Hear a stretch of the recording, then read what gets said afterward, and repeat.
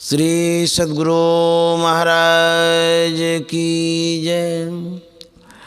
विद्यानंद बाबा best channel पर आपका स्वागत है। अभिनंदन है, अभिवंदन है। आप सभी श्रोता बड़े ही भाग्यशाली हैं जो परमाराध्य के प्रवचन को सुनते आ रहे हैं। आप इस पाठ को मंगल पाठ समझें, संकट काटन संकट हरण पाठ समझें और इस पाठ को जब सुनेंगे अवश्य आपके जीवन में सुख शांति समृद्धि आएगी। और आप साधक हैं तो आपको प्रेरणा मिलेगी, आप धार्मिक हैं तो उस ओर आप आगे बढ़ेंगे। आपके जीवन में यदि ईश्वर की खोज है तो इस पाठ को सुनेंगे तो आपको कोई न कोई रास्ता सहारा मिलेगा। इसलिए आपकी सेवा में प्रस्तुत किया जा रहा है। यह पाठ संत सद्गुरु महर्षि महिप्रमन जी महाराज के प्रवचनों का है जो स्वामी विद्यानंद जी महाराज अपनी आवाज़ में पढ़ रहे हैं, पाठ कर रहे हैं, आप तक यह प्रस्तुत कर रहे हैं।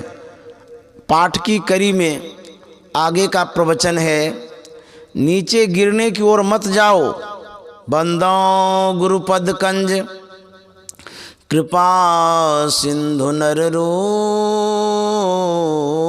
हरि, महामोह तम पुंज, जासु बचन रवि कर निकर। प्यारे लोगों,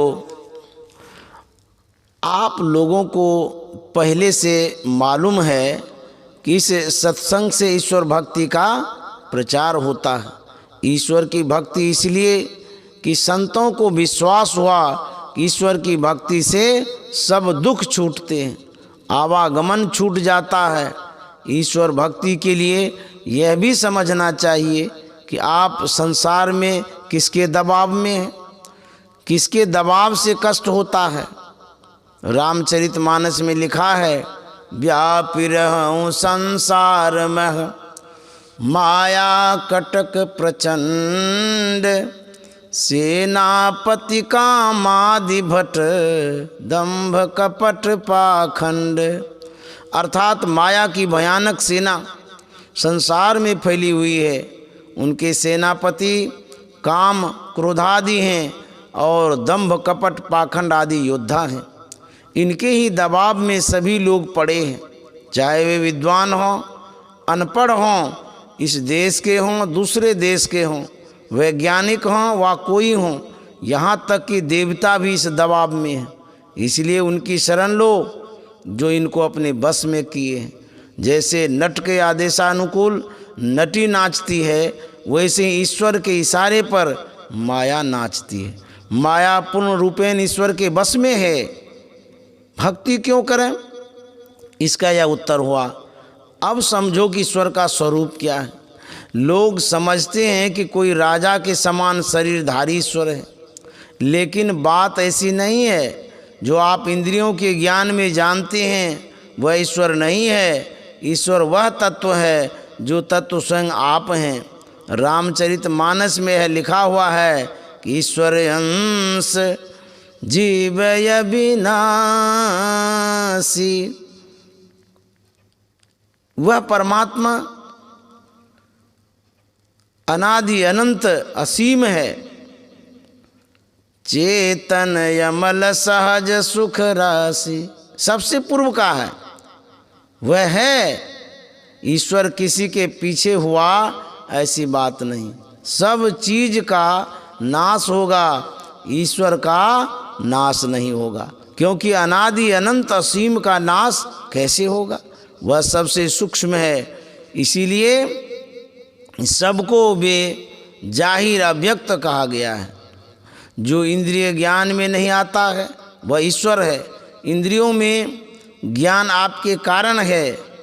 बाहर में 10 और भीतर में 4, ये 14 इंद्रियां आपकी शक्ति से काम करती हैं। आप अपने को निजी ज्ञान में लाइए, आप अपना मेल इंद्रियों से छुड़ा लेंगे तब निजी ज्ञान में होंगे। निजी ज्ञान में जो पहचान में आवे वह ईश्वर है, इंद्रिय ज्ञान में जो आवे वह माया है। गो गोचर जह लगी मन जाई, सो सब माया जानहु भाई। जैसे 4 रंग वाले 5 पहल वाली लालटेन के भीतर एक मोमबत्ती जला दीजिए तो शीशे के रंग के अनुरूप उसकी रोशनी बाहर निकलेगी। किंतु यदि उस शीशे में से मोमबत्ती को अलग कर देखा जाए तो मोमबत्ती की रोशनी उन रोशनियों से भिन्न ही होती है। इसी तरह इंद्रियों की बनावट माया से है। एक माया से सुनते हैं, दूसरी माया से देखते हैं, तीसरी माया से स्पर्श करते हैं और चौथी माया से गंध ग्रहण करते हैं और 5वीं माया से रसास्वादन करते हैं। एक रोशनी जो उस लालटेन के अंदर है, केवल उसका ज्ञान नहीं होता है। शीशे के रंग के साथ की रोशनी को आप जानते हैं। शीशे से मोमबत्ती को निकाल लें तब मोमबत्ती की निजी रोशनी होगी। उसी तरह अपने को शरीर इंद्रिय से निकाल लीजिए, तब जानने में आवेगा कि मैं कौन हूँ। ईश्वर से मिलने का जो रास्ता है वही ईश्वर का पंथ है। कबीर साहब ने कहा है, भक्ति का मार्ग जीना रे, नहीं चाह नहीं चाहना, हाँ नहीं चाह नहीं चाहना, चरणन लो लीना रे, भक्ति का मार्ग जीना रे। साधुन के सत्संग में रहे, निस दिन भी नारे, शब्द में सुरत ऐसे बसे, जैसे जल में नारे। मान मनी को यों तजे, जस तेली पीना रे, दया क्षमा संतोष गई रही, अति आधीना रे। परमारथ में देत सिर, कछु विलंबन कीना रे, कहे कबीर मत भक्ति का, परगट कह दीना रे। बाबा नानक साहब ने कहा है, भक्ता की चाल निराली, चाल निराली भक्ता केरी, बिखम मार्ग चलना, लब लोभ अहंकार तजी तृष्णा, बहुत नाही बोलना। खन्य होती की बाला होनी की, ए तू मार्ग जाना, गुरु प्रसाद जिन आपो तजिया, हरिवासना समानी। कहे नानक चाल भक्ता केरी, जुगहु जुग निराली। गोस्वामी तुलसीदास जी ने कहा है, रघुपति भक्ति करत कठिनाई, कहत सुगम करनी अपार, जानई सो जही बन आई, रघुपति भक्ति करत कठिनाई। जो जही कला कुशलता कह सो, सुलभ सदा सुखकारी, सफरी सन्मुख जल प्रवाह, सुरसरी बहजी गज भारी, रघुपति भक्ति करत कठिनाई। ज्यों सर करा मिले सिकता में, बलते नहीं बिल गावे, अति रसज्ञ सूक्ष्म पिपीलिका, बिनु प्रयास ही पावे, रघुपति भक्ति करत कठिनाई। सकल दृश्य निज उदर मेली, सोवै निद्रा तजी योगी, सोई हरिपद अनुभवई परम सुख, अतिशय द्वैत वियोगी, सोवै निद्रा तजी योगी। शोक मोह भय हरस दिवस निश, देश कालत नाही, तुलसीदास यही दशाहीन, संशय निर्मूलन जाही, देश कालत नाही। ईश्वर की भक्ति किधर जाकर करनी चाहिए? बाहर बाहर यत्न करेगा तो इंद्रिय ज्ञान में रहेगा। इंद्रिय ज्ञान में रहने से माया के लोकों से नहीं छूटेगा। इसलिए इंद्रिय ज्ञान से ऊपर होना आवश्यक है। इसके लिए गोस्वामी तुलसीदास जी ने योग का संकेत किया है। अपने को फैलाव से सिमटाव में लाओ, स्थूल को छोड़कर सूक्ष्म की ओर ले आओ। आपके अंदर सूक्ष्म रूप से जो चेतन धारा प्रवाहित होती है उसको पकड़िए। यह भौतिक विज्ञान की खोज से नहीं होगा, अध्यात्म विद्या में इसको खोजिए। इसका बहुत यत्न लोग जानते हैं, लेकिन थोड़ी ही दूर जाने पर विविध उपाय छूटकर एक हो जाता है। मन आवे मन जाए, मन ही बटोरे रे, मन बुड़वे मन तारे, मन ही निहोरो रे। मन को बहुत समेटना होगा, इसलिए आसानी से समेटने के लिए कुछ जप करने कहा। फिर ध्यान में स्थूल और सूक्ष्म, सूक्ष्म में मन से कुछ बनाना नहीं होता। सूक्ष्म में सगुण और निर्गुण दोनों हैं। सगुण में वर्णात्मक है और श्रवणात्मक शब्द है, लेकिन जो वर्णात्मक व श्रवणात्मक नहीं है वह ध्यान करते करते मालूम होता है। वह भी ईश्वर का नाम है, इसलिए अच्छी तरह ध्यान करना चाहिए। अपने मन से कुछ करने से नहीं होगा, गुरु से जानकर करो। गुरु का विश्वास शिष्य को और शिष्य का विश्वास गुरु को होना चाहिए, और दोनों का संग ऐसा कि कभी छूटे नहीं। संसार में आचरण कैसा होना चाहिए? निरत निरंतर सज्जन धर्मा। झूठ, चोरी, नशा, हिंसा, व्यभिचार करने वाला सज्जन नहीं। इनसे जो छूटे रहते हैं वे सज्जन कहलाते हैं। उनका संग करो। पढ़े अनपढ़े, धनी निर्धन, ऊंचे कुल नीचे कुल आदि की इसमें कोई बात नहीं है।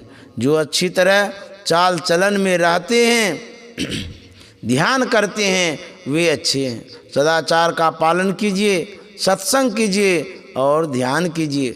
भगवान श्री कृष्ण ने कहा कि योग के आरंभ का नाश नहीं होता, इसका स्वल्प अभ्यास भी महाभय से बचाता है। इसका उल्टा परिणाम नहीं होता। जब से भक्ति बीज पड़ गया तब से इसका आरंभ हुआ। भक्ति बीज का उल्टा परिणाम यह होगा कि विविध योनियों में जाना सो नहीं होगा। किसी भी प्रकार के मनुष्य से कोई कहे कि आप जलचर हो जाइए, पशु हो जाइए, नभचर हो जाइए, तो वह अच्छा नहीं मानेगा। जो ईश्वर भजन करेगा वह मनुष्य शरीर के अलावे किसी दूसरी योनि में नहीं जाएगा। अर्जुन ने पूछा, हे श्री कृष्ण, श्रद्धा तो हो परंतु पूरा प्रयत्न अथवा संयम न होने के कारण जिसका मन योग से विचल जावे वह योग सिद्धि न पाकर किस गति को जा पहुंचता है। वह दोनों ओर से भ्रष्ट हो जाने पर छिन्न भिन्न बादल के समान बीच में ही विनष्ट तो नहीं हो जाता। भगवान ने कहा, हे पार्थ, क्या इस लोक में क्या परलोक में ऐसे पुरुष का कभी विनाश नहीं होता। कल्याणकारक कर्म करने वाले की कभी दुर्गति नहीं होती।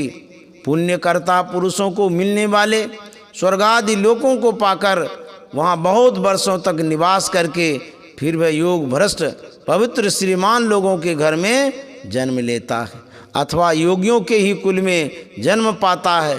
अपने पूर्व जन्म के अभ्यास से वह इच्छा न रहते हुए भी पूर्ण सिद्धि की ओर खींचा जाता है और उद्योग करते करते अनेक जन्मों के अनंतर सिद्धि पाकर परम शांति पा लेता है। जो थोड़ा थोड़ा भी भजन करता है वह कभी मनुष्य शरीर से नहीं गिरेगा, उसका संस्कार दिन दिन बढ़ेगा। दिन दिन बढ़त सबाई, राम धन कबहुन लागत काई। दिन दिन बढ़त सबाई, भक्ति बीज पलटे नहीं, आय परे जो चोल। कंचन जौ विष्ठा परे, घटे न ताको मूल। भक्ति बीज बिन से नहीं, जो जुग जाए अनंत। ऊंच नीच घर जन्म ले, तौ संत को संत स्वपच नाभा रविदास। इन लोगों को लोग जानते हैं, लेकिन ये लोग कितने बड़े हुए। नाभा जी को गरीबी के कारण उनके माता पिता ने फेंक दिया था। महात्मा श्री अग्रहरि दास जी ने उनको पाला पोसा। किसी अधिक निकृष्ट कर्म में फंस जाने के कारण वे योग भ्रष्ट हुए। योग भ्रष्ट होने ही के कारण नीच कुल में जन्म लिए, नहीं तो सूरदास तुलसीदास जी की तरह ऊंचे कुल में ही जन्म लेते। किसी भी कुल में जन्म हो, बड़ा भाग्य है जो पूर्व अर्जित योग का संस्कार मिले और बड़े भाग मानुस्तन पावा, यह तो है ही है। प्रत्येक दिन भजन करो, नीचे गिरने की ओर मत जाओ। यदि नीचे गिरने की ओर मन जाए तो उससे बचो। थोड़ा थोड़ा साधन भजन नित्य करो, होते होते पूर्ण होगा। यह भक्ति ऐसी नहीं कि घर बार छोड़ो। नदी तीर जाओ या पहाड़ की गुफा में जाओ, बाल बच्चे के साथ रहो, ईश्वर भजन करो, पूर्ण होगे। इसका नमूना संतों ने दिया। यह ईश्वर भक्ति का थोड़ा सा संदेश आप लोगों को दिया, विस्तार बहुत है। श्री सद्गुरु महाराज की। सद्गुरु महर्षि में ही परमहंस जी महाराज का यह प्रवचन संतमत सत्संग मंदिर सिकलीगढ़ धरारा पूर्णिया में दिनांक 5 फरवरी 1967 ईस्वी को हुआ था। श्री सद्गुरु महाराज की जय।